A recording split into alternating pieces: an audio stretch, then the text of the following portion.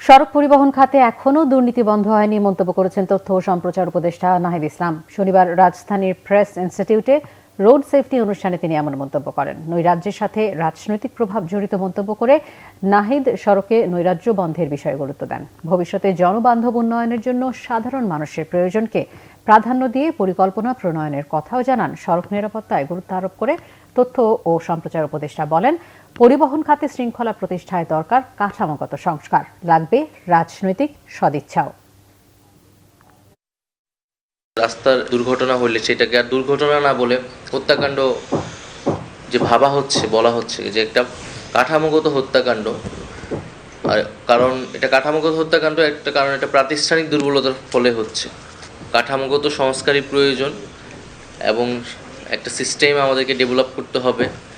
রাজনৈতিকভাবে দুর্নীতি এখানে বন্ধ করতে হবে এবং যে আমাদের যে ডেভেলপমেন্ট পলিসি, সেই ডেভেলপমেন্ট পলিসিতে মৌলিক পরিবর্তন আনতে হবে।